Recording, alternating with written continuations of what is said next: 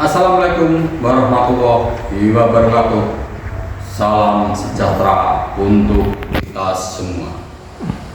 Perkenalkan, nama saya Mohtar Setiawan, mahasiswa dari Fakultas Ilmu Sosial dan Ilmu Politik Universitas Slamet Sri. Pada kesempatan ini, saya akan memaparkan tugas akhir kuliah pemerintahan nasional dengan tema karakteristik utama sistem pemerintahan Indonesia menurut Undang-Undang 1945 pasca amandemen. Saya juga akan menjawab pertanyaan penting. Apakah sistem pemerintahan Indonesia itu murni presidensial atau bersifat campuran? Mari kita mulai. Bagian pertama, sistem pemerintahan Indonesia secara konstitusional. Sejak dilakukan 4 kali amandemen Undang-Undang 1945 antara tahun 1999 hingga 2002, sistem pemerintahan Indonesia mengalami perubahan yang sangat signifikan. Sebelum amandemen, sistem pemerintahan cenderung bersifat presidensial, tetapi prakteknya seringkali menyimpang dan bahkan bersifat sangat sentralistik karena kekuasaan presiden begitu dominan. Namun setelah amandemen, sistem pemerintahan Indonesia dipertegas menjadi presidensial secara konstitusional dengan ciri-ciri berikut. 1. Presiden dipilih langsung oleh rakyat melalui pemilu, bukan lagi oleh MPR. 2. Presiden adalah kepala negara sekaligus kepala pemerintahan sehingga memegang kekuasaan eksekutif penuh. 3. Presiden tidak bertanggung jawab kepada DPR, namun kepada rakyat langsung.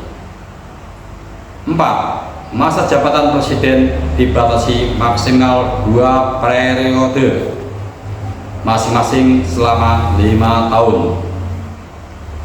5. DPR memiliki posisi yang sejajar, bukan di atas presiden, sebagai wujud dari prinsip pemisahan kekuasaan dalam kurung separation of powers. Dengan dasar tersebut bisa disimpulkan bahwa secara teori dalam konstitusi sistem pemerintahan Indonesia adalah sistem presidensial. Bagian kedua, unsur-unsur campuran dalam praktek pemerintahan. Namun meskipun secara konstitusional bersifat presidensial, dalam praktek pelaksanaan sistem pemerintahan di Indonesia terdapat beberapa unsur campuran yang menarik untuk dibahas.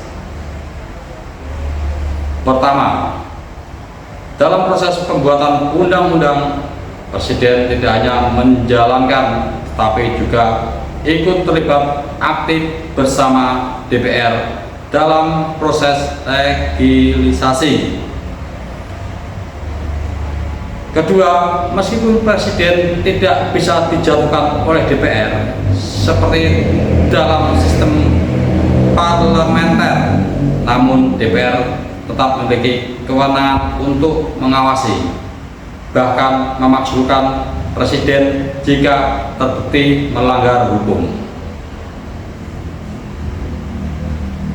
Ketiga, keberadaan berbagai lembaga independen seperti KPK, Komnas HAM, Mahkamah Konstitusi, dan lainnya menunjukkan bahwa sistem pemerintahan Indonesia tidak hanya berpijak pada satu bentuk sistem semata, tetapi juga menyesuaikan dengan prinsip-prinsip demokrasi modern dan kebutuhan bangsa. Bagian ketiga, kesimpulan dan argumen.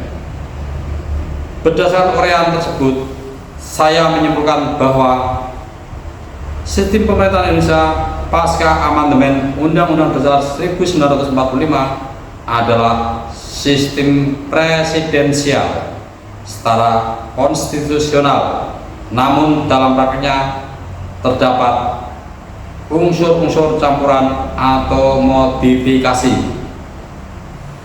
Sistem ini dirancang agar lebih adaptif dan fleksibel terhadap kebutuhan Indonesia sebagai negara yang besar, majemuk, dan demokratis.